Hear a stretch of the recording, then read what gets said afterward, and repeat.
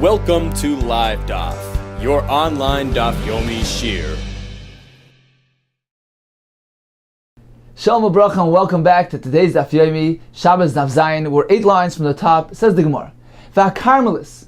Now when we were discussing the various Rishuyos, the various domains, the 4 Rishuyos l'Shabbos, the Brisa gave us a list of the 4 types of categories. We have Rishus HaYachid, a private domain meant for individual private use, meant to store items there. It's an enclosed area. We have Rishus HaRabim, which is meant for the flow of the public traffic. We have the Karmelis, which is an area which has elements of both. It resembles a Rishus HaYachid and Rishus HaRabim. It is not meant for the public traffic to go through. It is also not really a contained area, so it has elements of both, and the Chachamim gave it its own status and applied the elements of Rishus HaYachid and Rishus HaRabim to this Karmelis.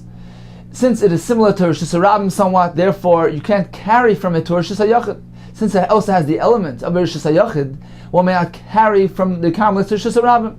So the Brisa gave us examples. What is a Karmelis? A yam, for instance, a sea, a bika, a flat area full of fields, a stivanis, those benches in front of the stores, and v'hakarmelis. So the question is, why does the Brisa find a need to list, to reference, to use the word karmelis? It seems like we are referencing another example. What else is there to reference? Aren't they all considered to be karmelis? Yam, bika, stivanis are all karmelis. So why does the Brisa need to add the word v'hakarmelis? What is being referenced with this word? Says the Gemara, v'hakarmelis atu kulu nami lav karmelis ninu. Aren't they all karmelis? So what exactly is referred to with the word v'hakarmelis? Which seems to imply that perhaps those aren't karmelis, and that's not the case. Of course, they're all karmelis. Apparently, we're coming to include another example. So what is it? Ki asar of dimi amar Yechanan lo nitzrucha. Apparently, Brisa is coming to add the following scenario: lo nitzrucha lekeren zavis hasmucha l'Rishus HaRabim. We're coming to add a keren zavis, a corner, which is adjacent to Rishus HaRabim. Rashi explains, for instance, the house was built on an angle inward; it was inverted, and that left over a flat area, a triangle flat area, which is adjacent to Rishus HaRabim. That area has a din of a karmelis.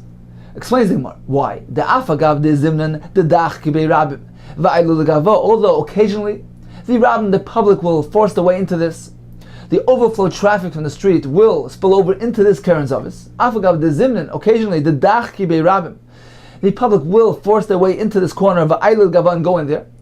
Nevertheless, kivan de leinicha tashmishte. Since it's not convenient to use this corner because it's out of the straight line of the thoroughfare, therefore it's not considered really part of the main Rishus HaRabim, and it has a din of a karmelis, ki karmelis dami. So this is what the Brisa means to include with the word v'hakarmelis. Certainly the other cases of yam, bika, stivanis, they are all karmelis. The Brisa simply is adding another example of a keren zavis near Rishus HaRabim, and that too is considered to be a karmelis. Continues the Gemara, we have another couple examples of a karmelis. Ki asar of dimi amar Rav Yechanan bein ha'amudim nidan ki karmelis. Rashi explains there were pillars positioned in the rechava, in the plaza, where the merchants would hang their wares on these amudim.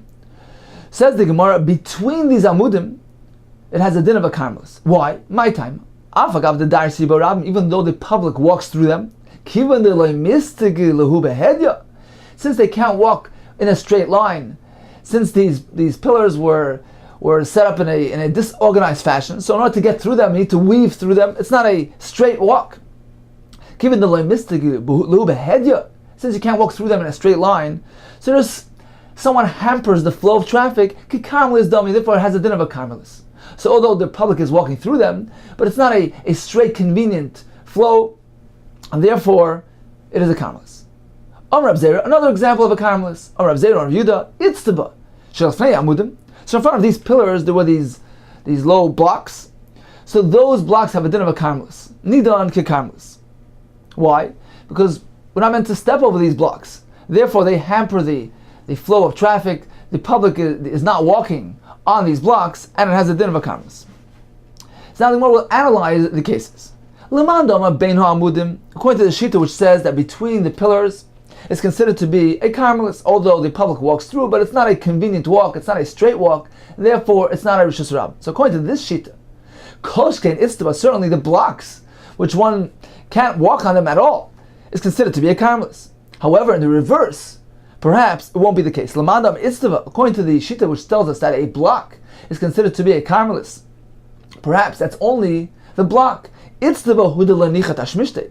Itztava, it's not convenient. The tashmish, the use, is not convenient. It's not convenient to walk on these blocks, and therefore it has a din of a Carmelis.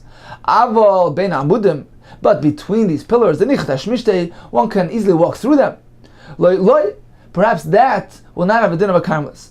So the Gemara suggests that according to the Shita, which tells us, Rav Zera Rav Yehuda, which tells us that the Itztava have a din of a Carmelis, that is only the Itztava. But Ben Amudim, he will hold, no, that is not a Carmelis, but rather just a Rabbim, since the public can make their way through the Amudim. Lishnachrina, another version of this would be as follows: that according to Rav Zera and Rav Yehuda, only the Itztava has a din of a Carmelis. Aval Ben Amudim, the Zimnan, the Darsi Le Rabbim, since occasionally the public will walk through them, walk in between the Amudim, Krishus Rabbim Damya therefore has a din of Rishus Rabbim and not a Carmelis. So in summary, what is a Carmelis? So a Carmelis has elements of both Rishus Rabbim. What are some examples of a Carmelis? The Brisa told us about the Yam, the Bika, the Estevanis, and the Gemara now will add another couple of examples. We began with Keren Zavis, the corner which is adjacent to Rishus Rabbim. Why is it a Carmelis? Although it's right off the main street, because Lanichat Hashmishtei, it's not convenient. The use is not convenient because it's off the main line of the thoroughfare. The Gemara told us that the Itztaba Shefnei Amudim, the blocks in front of the pillars, is also Lanichat Hashmishtei. It's not convenient to step on them and walk over them, and therefore they have a din of a Carmelis as well. The Gemara concluded, Beina Amudim, between the pillars. Some will say that is too is considered to be a Carmelis, because although the public walks through them, but it's lemistiki behedya. Since it's not a straight walk, you need to weave your way through the pillars, therefore it has a din of a Carmelis. But this is only according to one Shita. The other Shita says no, since nevertheless the people are walking through there, or according to one version of the Gemara, it is nichat hashmishte, it is more convenient. Apparently it's more convenient than the blocks, therefore Ben Amudim is not a Carmelis, but rather Rishus Rabbim. Tosfos points out that we know that Rishus Rabbim requires a space which is at least 16 amas wide. If so, says Tosfos, how can we suggest that according to one sheet in the Gemara, Bein Amudim, in between these pillars, is a din of Rishus Rabbim? Where is the 16 amas? It's a narrow area. Says Tosfos, true, although it's not 16 amas, nevertheless, since the Amudim are situated in the Rishus Rabbim, and the area outside these Amudim contains an area of 16 amma. So the Bnei Rishus Rabbim that are walking from the 16 amma area, in between these Amudim, they make that the area between the Amudim is also considered to be Rishus Rabbim. Although at that specific point there's no 16 ammas. Nevertheless, since it is attached, it is one continuous flow of traffic from outside these Amudim, which indeed has 16 ammas, through these Amudim. Therefore, it is considered to be a continuous Rishus Rabbim, despite the fact that, technically speaking, between these Amudim, it is not 16 Amis. So this too has a din of Rishus Rabbim on account of the fact that it's a continuation of a Rishus Rabbim that contains 16 Amma, a 16 Amma wide area. Continues the Gemara, Amar Rabba Bar Shila, Amar Rav Chizda, Levena Skufa B'Rishus Rabbim. If there's a Levena, a brick, as she says, the Levena was, Stam Levena was 3 Tfachim by 3 Tfachim, and very, very thin. So we have the Levena, which is 3 Tvachim by 3 Tvachim, which is situated upright, standing upright in Rishus Rabbim. Levena Zakufa b'Rishus Rabbim. And what happened? V'zorak, if this person took an item, he did an akira, he threw it to the brick, v'tach b'faneh, and the item got stuck on the side of the brick. So it's within 3 Tvachim of Rishus Rabbim, therefore it's considered as though it landed in Rishus Rabbim, and he's chayav. Why? Says Rashi, although the brick is a Makom P'tur, we know that an area which is less than 4 Tfachim by 4 Tfachim, a surface which is less than 4 Tfachim long and 4 Tfachim wide, is considered to be a makam p'tur, an insignificant makam which is batal, which is subordinate to the adjacent rishus. There's no chiyuv of achnasa haitzah from a makam p'tur to any other rishus. Nevertheless, in this case, says Rashi, since the item landed on the side of the brick, not on top of it. On top of the brick indeed is a makam p'tur, but on the side of the brick, that's not really placing the item on the brick. That's not really mesuyim tashmishte. That's not the place of use of this brick. It's merely clinging to its side. Therefore, it doesn't relate to the brick. And since it is within 3 tfachim of the karka, of the ground of Rishus Harabim, we view it as if it landed in Rishus Harabim and a hanacha was performed. Again, says the Gemara, Levena skufa b'Rishus Harabim. If there is a upright levena, v'zark v'tach b'fanel, he throws an item to the side, chayiv is chayiv. Al gaba, indeed, if it lands on top, pater is pater, because the top of the levena is a very small surface which doesn't have a shear. It's less than 4x4, and therefore it's a makam p'tur, and he is pater for throwing the item on top of this levena. Says the Gemara, Abayi v'Ravad Amar Tabayu. They both say as follows: it must be at this levena, this brick, is 3 tfachim above the ground, above the surface of Rishus Harabim. In that case, the public doesn't step on it, and has a din of a makam p'tur. It's not batal to Rishus Harabim.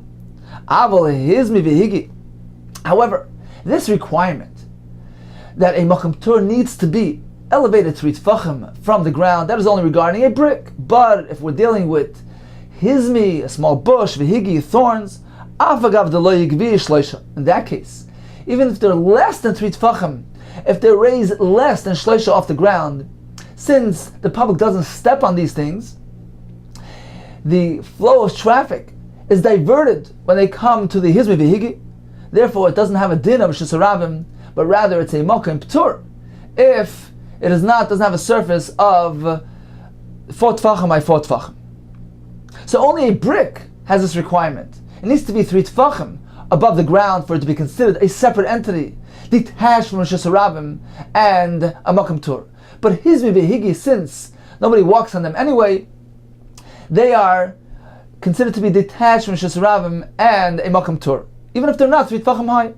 Amar, no, I feel hizmi v'higi, even hizmi v'higi need to be elevated 3 tfachim. Rashi explains, because although a person won't walk on them without shoes, but if one is wearing shoes, he will be deris, he will step on the hizmi v'higi as well. So therefore, they're not considered to be removed from the flow of traffic from the Rishus Harabim, and they too need to be raised at least 3 tfachim for them to be considered a makam p'tur. But solid waste, that is something that people would avoid and walk around, not trample on it, and therefore, even if it's very low, it's not raised 3 tfachim off the ground, it is considered to be detached from the public domain, from Rishus Harabim, and has a din of makam p'tur, even if it's not 3 tfachim high. Rav Ashi Amar, no, afilu tzoya nami, even tzoya needs to be 3 tfachim high. You need to detach, you need to be elevated 3 tfachim off the ground for you to have this status of a makam p'tur, just because, technically speaking, circumstantially, the traffic doesn't trample on it, doesn't give it the din of a makam p'tur. It needs to be at least 3 tfachim high. So, in summary, we know that a makam p'tur needs to be 3 tfachim high. Say Abayi v'Rava, that only applies to a levena, a brick, but hizmi v'higi doesn't need to be 3 tfachim high. It's already a makam p'tur regardless. According to Chiba Rav, levena and hizmi v'higi require 3 tfachim off the ground. Rav Ashi says, even tzoya, not only levena, even hizmi v'higi, even tzoya needs to be 3 tfachim off the ground to be considered a makam p'tur. Because once it's 3 tfachim off the ground, the surface which is removed 3 tfachim is considered to be a separate area detached from Rishus Harabim, and if it's small enough, then it's a makam p'tur. Continues the Gemara, Amar Rabad V'Rav Shila, Ki Asar Abdimi Amar V'Yechanan, Ein Carmelis P'chusam Arba.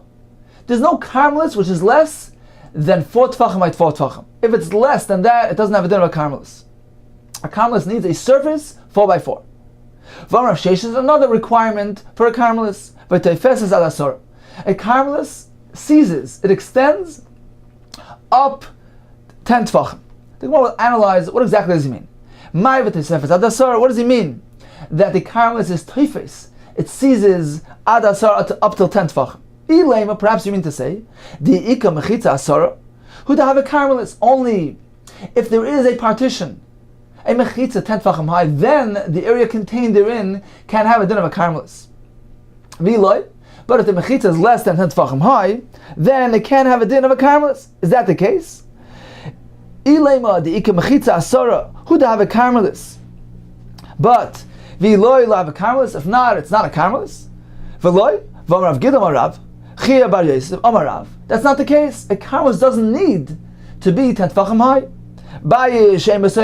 For example, if you have a home which doesn't have a space of 10 tefachim high, but the thickness of the roof completes it to 10 tefachim. So the surface inside, the space inside the home, is supposed 9 tefachim high. From floor to ceiling, there's only 9 tefachim, but the ceiling itself, the thickness of the roof, adds to it, which makes it that the outer of the outside of the home totals 10 tefachim. So if you look at it from the outside, it's 10 tefachim high. But if you look at it from the inside, you only have a space of 9 tefachim. So what is the halacha of this home? Al gagoy metal talta b'kulay. On top of the roof, one may be metalta b'kulay, one may carry throughout the roof because it's 10 tefachim raised above Rishus HaRabim. So the outer surface of the home is 10 tefachim raised, and therefore it has din of Rishus HaYachid. However, inside a metalton by eladal damas. Inside, since it doesn't have a height of 10 tefachim, has din of a karmelis, and one may not be metalton carried within this area only 4 ames, but not more than 4 ames, has din of a karmelis. So apparently, there's no requirement of 10 tefachim for a karmelis. We see clearly even a bias where the toich of the bayis, the interior of the home, doesn't have an area 10 tefachim high, is considered to be a karmelis. It says in where Ella, you must say, what did the Gemara mean? What did Rav Sheshes mean when he said that a karmelis is teifes? It seizes, extends up to 10. The adyud would have a karmelis. What he meant to say is that a karmelis only extends upward 10 tefachim. Lamalam yut tefachim, but beyond that, lo, you have a karmelis. It's not anymore considered to be a status of a karmelis, but rather it is a makam tur. So it's similar to the halacha of Rishus HaRabim, that the din of Rishus HaRabim, the domain, the Rishus of the Rabim only extend up until 10 tefachim, not beyond it. Continues the Gemara of Chiha, the Amar le Shmuel Rav Yehuda, just as Shmuel told Rav Yehuda, Shinna, a sharp one, you shouldn't discuss, you shouldn't be part of a discussion regarding the halachas of Shabbos, regarding lamala mi'asara, regarding something which is higher than 10 tefachim. Now, what does he mean by this? What do you mean?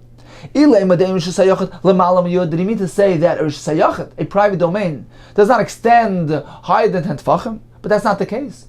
No, it's kana Rishus HaYachid. If one plants a pole inside a Rishus HaYachid, v'zorak v'noch al gabav, and he takes an item and he throws from Rishus HaRabim up to the top of the pole, which is in Rishus HaYachid, I feel like even if it's very high, 100 amas high, chayiv. He's chayiv. Why?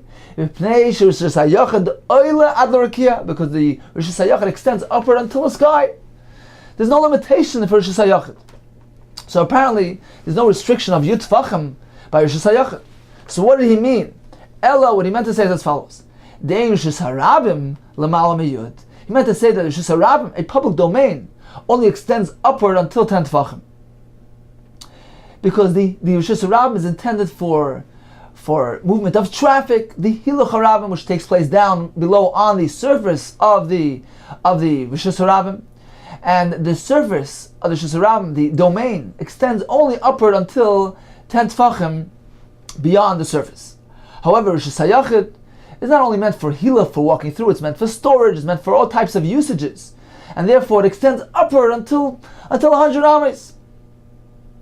Says the Gemara, if that's what he meant to teach him, that Rishus HaRabim only extends until the Yutfachim, we know that from our Mishnah. Mas Nisani. That's not Hazerik Dal Damas B'Kaisel. If one is standing in Rishus HaRabim, takes an item and throws it against the wall, and it lands, it attaches itself to gets stuck on the Kaisel. L'malam Yutfachim, if the item landed higher than 10 Tfachim, so landed on the side of the wall, elevated 10 tefachim off the Rishus HaRabim, Kazarik ba'aver. It's equivalent to having thrown up in the aver, up in the air. It didn't land on anything. is not considered to have a hanacha, because it's up beyond 10 tefachim. It's beyond the reach of Rosh Hashanah. There was no hanacha on Rosh Hashanah.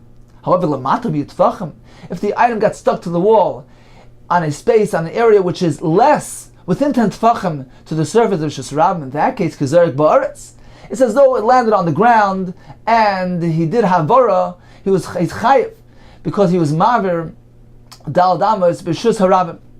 So, having an item stuck to the wall depends where, at what point in the wall, at what height.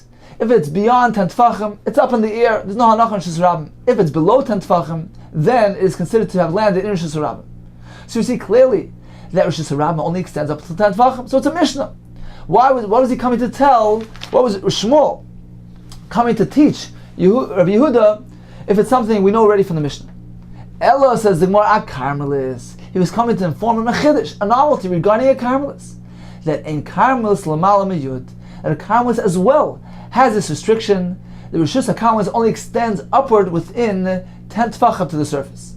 Explains the Gemara that if so, we have two elements, two halachas applied to a Carmelis. We began with the halacha of Rav Yochanan that in Carmelis pchusim arba, that a Carmelis needs to have a surface 4 by 4 tefachim. Then we have the next halacha of Rav Sheshes, and this was corroborated by Shmuel, that the Carmelis only extends up until 10 tefachim. And this is what Rav Sheshes meant. V'toifes al asar means that the rishus of the Carmelis only extends upward until 10 tefachim. Beyond 10 tefachim is beyond the reach of the Carmelis. It's a makam tur. It's like avir ba'alma.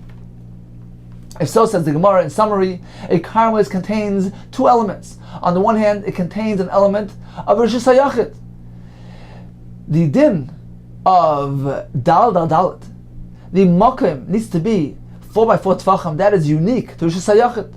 And the reason is that Rosh Hashanah, the function, the shimush of Rosh Hashanah, is meant for storage, etc. So for that we need a makam chashav, a significant makam for dal dalit. On the other hand, what is the use of Rosh Hashanah? It's meant for the passing through of traffic, for the flow of the public, for the hilach rabbim. That does not have the din, the stipulation of a makam dal dalit. Even if it's less than 4 by 4 tefachim, it is still suitable to walk through, and it is still considered to be Rosh Hashanah. So the halacha, the stipulation of dal dalit is unique to Rosh Hashanah. However, the other halacha of v'teifeses ad yud, that only extends upward until 10 tefachim, that is unique to Rosh Hashanah. Because again, what is the function? What is the shimush? What is the purpose of the public domain? It's meant for the flow through of traffic, for the passing through of the public, for the hilach rabbim. Where does that take place? It takes place down below, on the floor, on the surface of the Rosh Hashanah. Therefore, the main shimush of Rosh Hashanah is the surface. And the surface only extends upward until 10 tefachim. The Gemara learns this in the Gemara Sukkah, that a rishus only extends up until 10 tefachim. So the concept of v'toifeses ad asara is unique to Rosh Hashanah on account of its specific use, its specific function of the hilach, of the walking of the Rabbim on its surface. Let's take a look at the Gemara inside. If so, says the Gemara, v'akila b'Rabbanan, regarding a Carmelis, the Rabbanan applied leniencies, both kulas. On the one hand, mikula Rosh Hashanah, they gave it the kula of Rosh Hashanah, and the restriction of dal only if it has the area of dal like Rosh Hashanah, does it have a din of a Carmelis. At the same time, they gave it a kula of Rosh Hashanah, mikula Rosh Hashanah. Explains the Gemara. Mikula Rosh Hashanah is referring to the Ika Makam Arba, if it has a surface space of 4 by 4 tefachim, hudav Carmelis. At that point, it has the din of a Carmelis, since it has the element of usage. It has the proper makam, the proper dimensions which is fit for storage, etc., for placing of items. So in that case, regarding that element, it is daima to a Rosh Hashanah. It needs to have that condition. V'iloi makam tur. If it's less than 4 by 4, it's a makam tur. V'iloi makam tur ba'almu. At the same time, we gave it a kula Rosh Hashanah. Mikula Rosh Hashanah. In what respect? Da'ad yutfalchim hu da'avi Carmelis. That a Carmelis only extends upward until 10 tefachim, like Rosh Hashanah. Lamalim yutfachim, but past yutfachim lo yav Carmelis, it is not a Carmelis any longer, but rather it's a makam tur. So in summary, we have two elements, two requirements, two preconditions for a Carmelist. Number one, it has to be Rochav Arba, like a Rosh Hashanah. Since it needs to have a Mokum Shimush, a place for usage, a place for storage, a placing of items, similar to Rosh Hashanah. At the same time, it also has a Kula of Rosh Hashanah. It is only Teifis ad Asara, only extends upwards, up until Tatfachim, like Rosh Hashanah.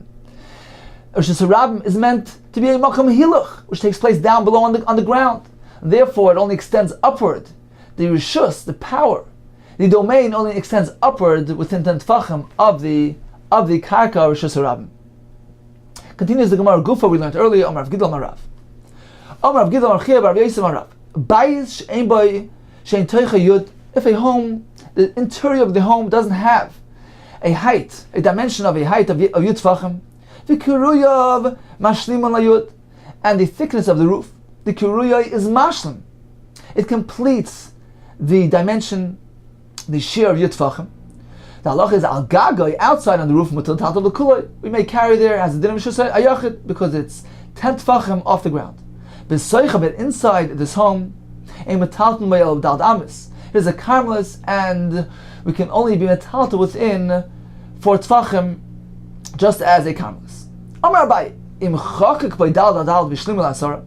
If one goes in and carves out on the floor of this home, inside the floor of this home, he carves out a little carving of dalat, 4 tfachim by 4 tfachim, which is the shear of a Rosh Hashanah.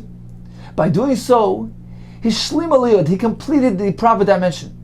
Right now, inside this carving, inside this chakak, we have a dimension of Yud Tfachim from the bottom of the chakak, from the bottom of this ditch, from the floor up until the ceiling, we have an area of Yud Tfachim. In that case, it has a din of Rosh Hashanah. Mutal tatal b'kulei. Not only can you carry inside this chakak, inside this ditch, you may carry throughout the entire home, even around this ditch, which doesn't have the proper dimension, which is less than Yud Tfachim. My time, what is the reason?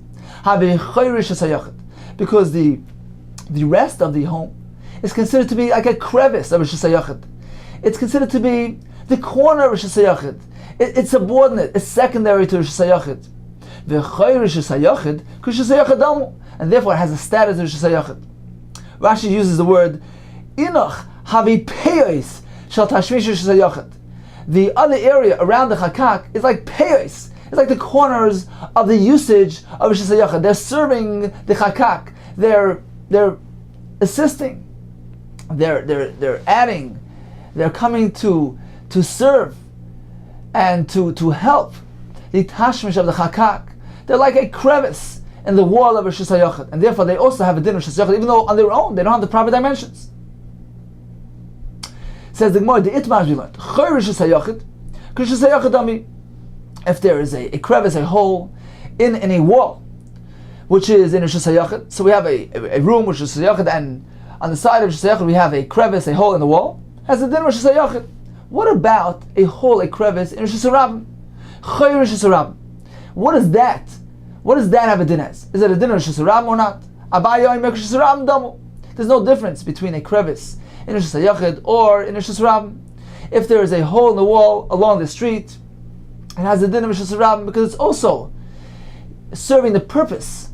It's serving the Bnei Rosh Hashanah. Perhaps they can place an item there temporarily, so it has a din of Rosh Hashanah, even though it's up in the wall. Rav Ayman Lo, Lav Rosh Hashanah Damu, it doesn't have a din of Rosh Hashanah, but rather it's considered to be its own space, its own entity, as Rashi explains. If it's 4 tfachim wide, if the chayr has a floor, a surface space of 4 tfachim wide, then it has the din of a Carmelist. Otherwise, if it's smaller than that, then it has the din of a Makam Tur. It's not considered to be part of an extension of the Shus Rabbim. Why? So, the point of a Shus Rabbim, as we explained earlier, is to walk through. It's meant for public traffic. It's meant to walk through for the passing of the public traffic. Therefore, Rava holds that only the surface of Shus Rabbim, where the Rabbim are walking there, is considered to have a status of Shus Rabbim. But a hole in the wall, you can't walk into the hole. So therefore, although you can place some items there, that is not the designation of Shus Rabbim. That is not the use. That is not the shimush of Rishus Harabim. Therefore, it does not have a din of Rishus Harabim. According to you, the Amris, according to you, a crevice facing Rishus Harabim has din of Rishus Harabim. If so, how are you going to explain Maishna? Why is it different? Miha, from this halacha that we mentioned earlier, the Chi'asr of Dimi of Rabbi Yochanan, Le'nitzricha, Ella Lekeren Zavis. When the Brisa told us that there's something called Carmelis, the Brisa gave us a list of examples of Carmelis, Yam, Bikes, Devanis, and Carmelis. The Gemara before told us that the word Carmelis is meant to include another example of Carmelis, and that is Le'nitzricha, it's coming to include Ella Lekeren Zavis, a corner which is Smucha Rishus Harabim, was adjacent to Rishus Harabim, and that too has the status of a Carmelis, as we mentioned earlier, although the Rabbim, the overflow crowd forces its way into this corner, but it's not part of the regular mode, it's not within the line of the thoroughfare of the traffic, and therefore it has the din of a Carmelis. Says Rav Tabai, according to you, that a crevice of a Rishus Harabim, a chayr, off the Rishus Harabim, since it's serving the Rishus Harabim somewhat, it has a din of Rishus Harabim. Why is a Keren Zavis, a corner which is adjacent to Rishus Harabim, why is that considered to be a Carmelis, not a Rishus Harabim? Why don't you apply this concept there as well? You should have a din of a Chayr Rishus Harabim and have a din of a Rishus Harabim rather than a Carmelis. Says the what is the difference? The usage is not convenient. It's off to the side, it's out of the way. Therefore, it's not part of the Rishus Harabim. Rather, it's a Carmelis. Hacha, over here, when there's a Chayr, a crevice facing the Rishus Harabim, it's very convenient to use it. The usage is convenient. One perhaps can store an item there temporarily until he comes back. So therefore, it has a din of Rishus Harabim. So in summary, a Chayr of Rishus Hayachid is certainly a Rishus Hayachid. A Chayr of Rishus Harabim, Abaye says, has a din of Rishus Harabim. It's Nichet Hashmishtei. Rabbi says no. Does not have a din of Rishus Harabim. And then Farshim explained because the function of Rishus Harabim is meant for the traffic to flow through, for the walking, for the Hilach Harabim. That only takes place down on the surface below. Continues Gemara Tanan. We learned in the Mishnah, and this will be a kasha to Abaye. The Mishnah says, Hazorik Dal Damas Bekoisel. This was the Mishnah we mentioned earlier. So if one is standing in Rishus Harabim and he throws an item 4 amas away from him, which is the Malacha of Maver, Dal Damas Rishus Harabim, so he threw it against the side of a wall. Hazorik Dal Damas Bekoisel. So if it got stuck to the wall, Lamala Miyud Tvachim, if it landed at the point which was higher than 10 Tvachim off the ground, which is Harabim, because Zorik Ba'aver is considered as though he threw it up in the air, it never landed. There was no hanacha. Lamatim Yutfachim, but if it landed at the point which was within 10 Tvachim to the surface of Rishus Harabim, in that case, it is considered to have landed, made a hanacha in Rishus Harabim, Kazorik Baritz. We asked the kasha, my Kazorik Baritz, what does this mean that if it landed within 10 Tvachim to the ground, it is considered to be a hanacha on the ground? Volenach has never landed. Why? Rashi explains, when he throws an item against the wall, what happens? It bounces back at him, and it comes back to within 4 amas. So it never landed at the end of 4 amas. Rabbi Yochanan, apparently we're speaking about a unique case. He threw a plumpy fig, a juicy fig, which actually got stuck to the side of the wall and didn't deflect off the wall. So it remained there, it remained in place, and therefore it's considered to be a hanacha because it rested within 10 tefachim to the ground. So now the Gemara will ask a kasha to Abaye from this. If Abaye, if you maintain that a chayr off the Rishus Harabim has the din of Rishus Harabim, why did Rav Yochanan have to interpret this Mishnah in this manner, speaking about a dveila shmeina, this fig that got stuck to the side of the wall? We have a more simple way to present this Mishnah. Lukma, he should establish it as follows. He should interpret the Mishnah to be speaking about Bitzroy v'chayfetz. He throws an ordinary pebble or an item. There was a hole in the wall, and the item was thrown into the hole. So in this case, it wasn't deflected, it remained there, it rested into the hole, which according to you, has a din of Rishus Harabim, since the hole was facing Rishus Harabim. Says the Gemara, Zimna Meshanela. Sometimes they would answer as follows. It's either Abaye who was answering or the Bnei Yeshiva. Sometimes they would provide the following answer to this kasha. Why don't we establish the Mishnah to speaking about a pebble or an item which was simply thrown into the hole in the wall? Shani tzror v'chayfetz demihadav asi. because it is common for items like a tzroyer and a chayfetz to bounce back regardless of whether there was a hole or not. You throw these items even into a hole, chances are they'll bounce off, they'll deflect off the hole and come back. Therefore, we prefer interpreting the Mishnah with a plumpy fig which got stuck to the side of the wall. In that case, it surely rested there and there was a hanacha. So although you're right, a chur in a wall facing Rishus Harabim has a din of Rishus Harabim. Nevertheless, it's not so practical to speak about that case, and therefore we prefer speaking about a dvela which was thrown against the side of the wall. That's one approach. Zimnim, occasionally, we gave a different answer. Mishanila gave a different answer because it lays bechur. We're speaking about a wall which doesn't have a chur, doesn't have a crevice. Apparently, this Mishnah is not speaking about a wall that has a crevice. Therefore, we can't interpret the Mishnah to be speaking about such a case. How do we know the Mishnah is not speaking about a kaisa with a chur? I'll bring you a raya. Mimai. How do we know? Meditani Reisha. Let's take a look at the first part of the Mishnah. Zorak lamal miutfachim kizorak ba'avir. If he throws the item up to the upper portion of the wall, higher than the tfachim, it's as though he threw up in the air. There was no hanacha. If you can suggest, if perhaps this wall is speaking about a wall that has a chur, that has a crevice, if so, if he throws the item up into the chur, which is above 10 tfachim, amai kizorak ba'avir. Hanach b'chur. All agree that a chur, a crevice, which is higher than 10 tfachim, it's beyond the reach of Rishus Harabim. That certainly has a din of Rishus HaYachid. It's its own separate domain, detached from Rishus Harabim. So if the wall, speaking about a wall, a kaisa with a chur, you're not going to explain. You'll have no way to explain the first part of the Mishnah. Why, if a person throws an item into that chur, is it considered to be zorak ba'avir, like he threw it up in the air, there was no hanacha performed? Certainly there was a hanacha performed, because a chur that's way up in the wall has a din of Rishus HaYachid. V'chi teima mas nissen the less budal dalid. Perhaps you will counter this argument by saying, well, certainly the kaisel has a chur. What about the question that you asked? How come when he throws an item into that chur, it's considered to be a zrika ba'aver, not Rishus HaYachid? Very simple, because the chur was a small chur. It didn't have a proper surface area of Rishus HaYachid. It wasn't 4x4 tfachim, and therefore, even though it was a chur, up beyond 10 tfachim, it is still not considered to be Rishus HaYachid. Says the Gemara, but that wouldn't be the case.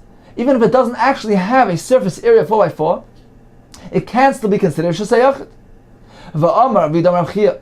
Zorak l'malam yutfachim. If one throws an item higher than 10 tfachim, and it landed into a small teeny crevice, which doesn't have a surface area of 4x4, nevertheless, there's a machlekes regarding this hole. Banil machlekes, Rei Rabbanon. This involves a dispute of machlekes between Rei and Rabbanon. We carve out to complete the required dimension. We don't carve out. We're not chaykik to be mashlam to complete the required area. This is a machlekes which was said regarding the halach of mezuzah. We know that a doorway, in order for it to be obligated to be mechuyev in mezuzah, it needs to have a certain dimension. It needs to be 10 tefachim high, 4 tefachim wide. So the doorway needs to have a space of 10 by 4. What if you have a dome? So the bottom of the dome is indeed 4 tefachim wide. But once you go further up, the dome rounds itself up to the point that there's no reicha, there's no width of 4 tefachim. It closes up to a point. The question is it chayiv mezuzah or not? According to Rameya, yes, we are chaykik lahashlim. We carve out the corners and we consider it as though it's wide open, and it is 10 tefachim high, 4 tefachim wide. According to Rabbanan, we are not chaykik lahashlim. We don't view it as if it's carved out. And since there's no doorway which is 10 by 4, because the bottom part of the doorway, indeed it's 4 tefachim wide, but it's not yet 10 tefachim high. Once you rise up 5, 6, 7 tefachim, the doorway narrows. So we don't have a doorway which is 10 by 4. It is pater from mezuzah. We don't say chaykik lahashlim. We don't say we carve out the excess wall, and we consider it as though it's wide open and has the proper dimensions. Here too, in our case, the Gemara will apply this machlekes here as well. When we have a small chayr kolshu, according to Rameir, since the wall itself is a large wall, it's a wide wall, it has the space inside that potentially the chur can be carved into, can be extended into the surface of the wall. So therefore we view this chur as a makom chashiv.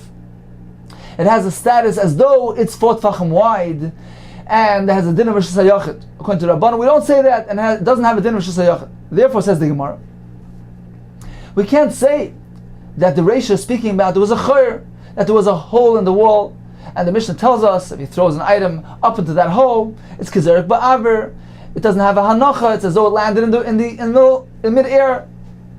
Because if indeed it was speaking about there was a hole there, according to Reb Meir, even if it's a small hole, less than 4x4, it would still have the status of shayachid, because we apply the concept of chaykikin lahashlam. We view it as if it's carved out, as if the surface area of the hole is greater. It has reached the proper dimensions of 4x4. Says Gemara Elalav, it must be Shema Mina. It must be. It's apparent. It's obvious that this mission is not speaking about a kaisel that has a chur, because otherwise we can't explain the Reisha according to Rameir. Ella Shema Mina. It's pretty obvious. The kaisel the less chur. We're speaking about a kaisel that doesn't have a hole. Shema Mina. Indeed, this is a proof. So indeed, there's actually no kasha from this mission on Abaye, because Abaye is speaking about a chur Rishus Harabim, a hole, a crevice in the kaisel on the wall that is facing Rishus Harabim.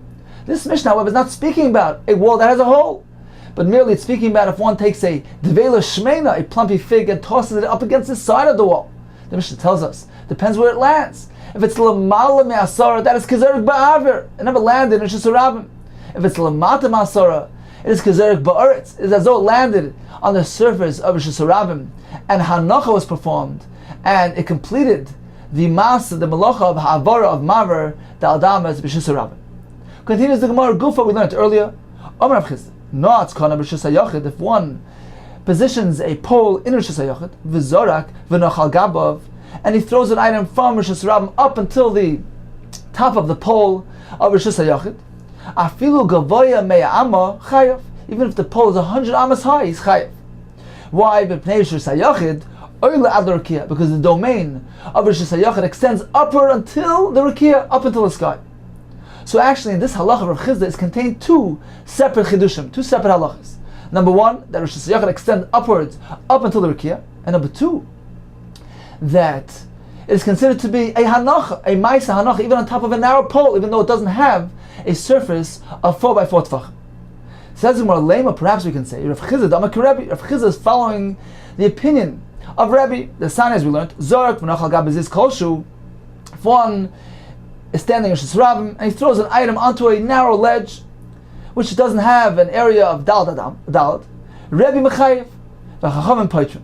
So apparently, according to Rebbe, we don't require a hanacha to be on a surface area of 4 tefachim by 4 tefachim.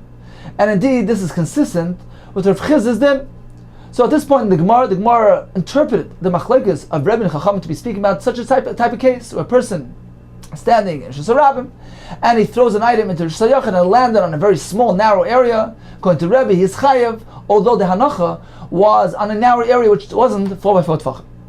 Amar Abaye, no, you're misinterpreting the machlekes. Rishus HaYachid, the kol amalei pli Rav Chisda. If it would be a case where the item landed in the Rishus HaYachid, just as the case of Rav Chisda, certainly everybody will agree. Rebbe and the Chacham will both agree that he is chayav. There's no requirement of dalat. Ella rather hacha be'ilan ha'omed Rishus HaYachid v'noifay noid Rishus Harabim. We're speaking about a unique case where the tree was standing in Rishus HaYachid. The trunk of the tree, the base of the tree was in Rishus HaYachid. Be'ilan ha'omed Rishus HaYachid v'noifay noid Rishus Harabim, and the branch was extending outward into Rishus Harabim. And what happened here?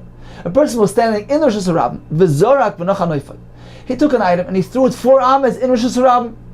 So this wasn't involving a case of hachnasa, of taking an item from domain to domain, but rather, speaking about a person who's throwing an item within the Rishus Harabim. He threw an item 4 amas in Rishus Harabim, and where did it land? V'noch anoife. It landed on this narrow branch that doesn't have a surface of 4 by 4 tefachim. So again, Abaye maintains that if it would be in a Rishus HaYachid, as in the case of Rav Chisda, there's no requirement of dalat, according to Rebbe or according to Rabbanan. We're speaking about Rishus Harabim. Rosh Hashanah is different. Rosh Hashanah does require 4x4. However, this is a unique case where the branch doesn't have 4x4, but the base, the trunk of the tree, where the branch is extending from, is significant enough, it's wide enough, it has dal.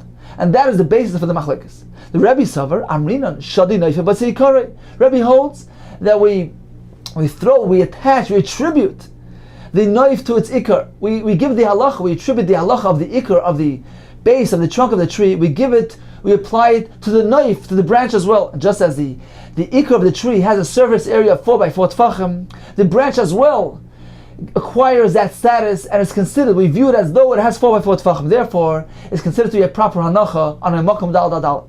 For Rabbanan Sari, no, lo yamrina on shadi noifa basi ikar. We don't say this concept that we attribute, we give the status of the ikar to the knife. The ikar is 4x4, but the knife is a narrow area, it doesn't have a din of 4x4. Therefore, if one throws an item onto the narrow branch, it is not considered as though it landed on a makom dalad, and it's not considered to be a hanacha. But this is only because it's shusarab.